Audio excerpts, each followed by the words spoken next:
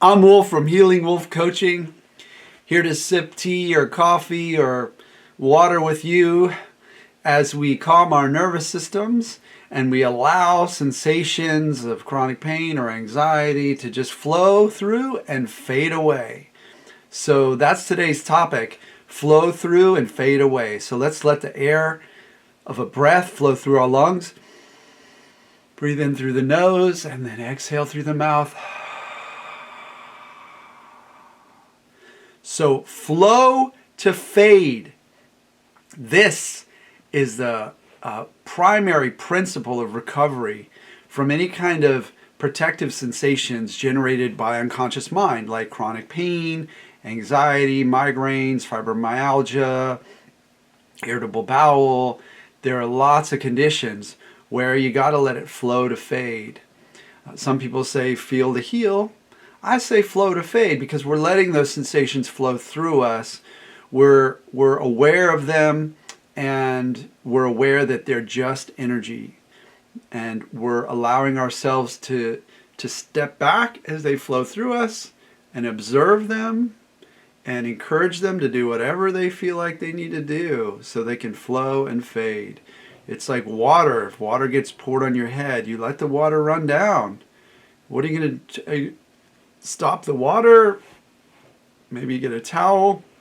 But if you let it flow, it goes right down. It's kind of a gravity thing. So flow to fade. When you allow the sensations, the emotions, the sensations of the emotions like tears, when you allow the thoughts, the negative thoughts, to just flow through, you offer them nothing to hold on to. You're not putting rocks in the way, you're not building a dam of resistance, and that allows them to flow and go.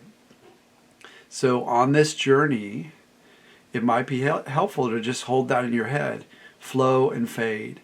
If you like this video and other videos like it, please subscribe to my channel, give me a thumbs up, ring the bell, and let me know in the comments how you're letting things flow to fade. On my own journey, I had a lot of different things I needed to learn to let flow to fade. And probably the first one, even before my bedbound chronic pain journey, was arrhythmia. And I had very intense arrhythmia, maybe 12 to 1400 beats, PVCs, PVAs, in 24 hours. And it was kind of like someone was punching me in the chest. And it was, in the beginning, quite terrifying because I wasn't letting it flow. I wasn't letting it happen. When it would happen, I would want to measure it. I'd want to feel it. I'd try to like zoom in on it. And I wanted it to stop. So I was searching for all these ways to stop it. I went to the doctor. I got an EKG. And over time, I let it flow to fade. And with arrhythmia, that looked like, saying to myself, there's another one. Whatever. Let it flow. Maybe I'll have another one in a minute. And just let them come, let them go. And after a while, it was a finite number. And now it's rare if I ever have an arrhythmia. I know pretty much everybody does at some point. But if it happens, it happens. It doesn't slow me down at all in terms of even focusing on it. Like whatever. Like it flows. It's just like a breath where I might not have as deep a breath as another breath. So flow to fade, what does that look like with anxiety? You're in a situation where your anxiety is triggered and you become conscious that the anxiety sensations are there. And you say, hello, just flow through me. And I'm going to keep doing what I'm doing, whatever it is, whether it's talking to people or playing guitar or swimming or whatever it is. Like whatever your unconscious mind has coded in the past as being worthy of some protective sensations of anxiety to keep you alert, whatever that is, you keep doing it and you let those sensations just flow. And maybe you could even enjoy them as they flow, kind of like watching a river flow by. It's beautiful, isn't it? Like watching that water curl around the rocks and foam up and do its thing, flow to fade. What does that look like with chronic pain? Well, I had a long journey with chronic pain, so flow to fade meant especially when I would have a recovery response, or what some people call a flare-up, I would let it flow to fade. I would have an increase, a spike up in sensations, and I'd say, interesting. I'm going to watch what you do. I'm going to let you flow. And then things would come back to baseline, which was kind of like a level of pain that I had all the time. And I watched that happen over and over and over, let it flow to fade. And then that baseline came down. The baseline steadily notched down over a period of time. And I don't even remember the period of time. From an early part of the journey, I realized that watching the clock was not helpful, and to expand my timeline to shift my awareness away from that. So flow to fade. What does it look like with other sensations? We had, let's say, gastric sensations, which I had.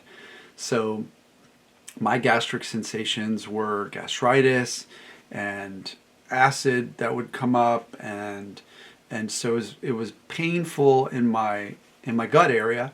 And let it flow to fade would be saying to myself, I know that this is fine, the sensation's flowing, I know what's causing this, and it's a stressed out nervous system, and it's protective sensations.